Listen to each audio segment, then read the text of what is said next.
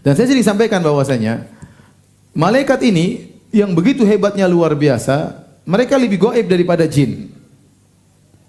Sampai malaikat dengan kita, pencatat amal kita ada, tapi kita nggak pernah merasakan mereka hadir, padahal mereka selalu mencatat. Ya. Ma yalfidhu min qaulin illa ladaihi raqibun atid. Tidak ada satu perkataan pun yang keluar kecuali dicatat oleh malaikat raqib dan atid. Tidak ada satu pandangan pun, lirikan mata kecuali dicatat oleh malaikat raqib dan atid. Tidak ada yang kita dengarkan kecuali dicatat oleh malaikat raqib dan atid. Dicatat dekat dengan kita. Namun kita tidak pernah merasakan. Beda dengan jin.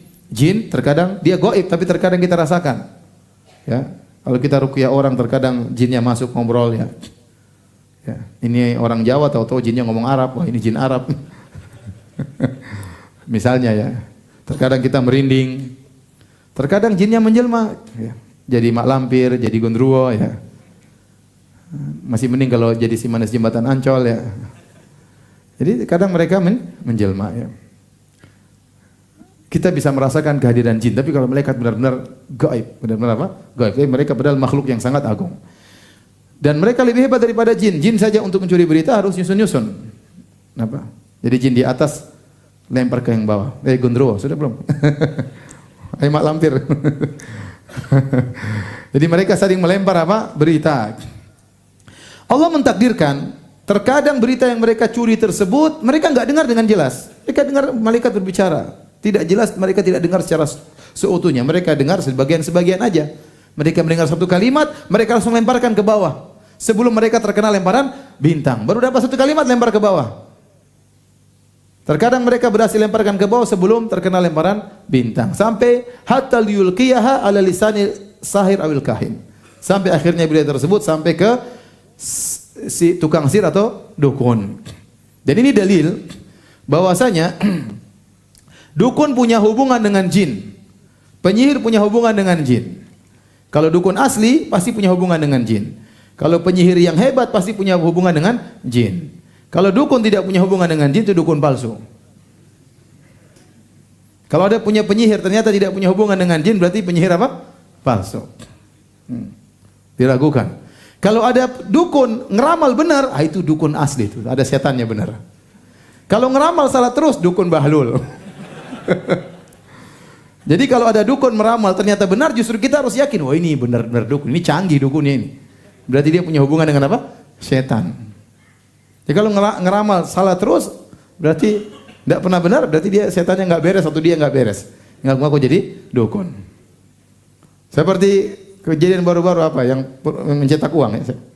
Cetak uang, pakai sholawat naria kemudian cetak apa? Cetak uang. Itu dukun palsu ya. Dukun palsu, nggak perlu jin untuk bikin begitu. Waktu saya ngisi di Peruri, perusahaan percetakan uang, kata mereka, waduh, bisa-bisa pabrik kita tutup Ustaz. Mereka tinggal gini aja keluar duit. Boleh direkrut tuh orang kerja di tempat kita. Jadi nggak perlu bikin alat-alat cetak yang besar, tinggal itu dukun palsu, ya. Dukun yang hebat ada hubungannya dengan apa? Dengan jin. Kata Nabi, fayakdzibu ma'aha mi'ata kadzbah, maka sang dukun atau tukang sihir menambah dengan 100 kedustaan. Jadi mereka kalau ngeramal sekali benar 100 salah. Itu dukun seperti itu. Sekali benar 100 salah. Sekali benar puluhan salah. Tetapi yang selalu diingat oleh manusia yang benarnya itu. Makanya kata Nabi sallallahu alaihi wasallam, fayuqal alaysa qad qala lana yauma kadza wa kadza kadza wa kadza, maka masyarakat berbicara, kan dukun itu pernah bilang bahwasanya pada hari ini dan hari ini akan terjadi demikian dan benar-benar terjadi. Fa yusaddaqu bitilkal kalimati allati sumi'at minas sama. Akhirnya dukun tersebut dibenarkan oleh masyarakat gara-gara satu kalimat yang pernah dicuri dari langit. Gara-gara satu ramalan pernah benar, itu yang diingat terus. Oh itu mbah itu pernah bilang, katanya tahun 2000 sekian banyak artis yang meninggal. Itu benar. Mbah itu dipercaya terus meskipun ramalannya ngawur setelah itu.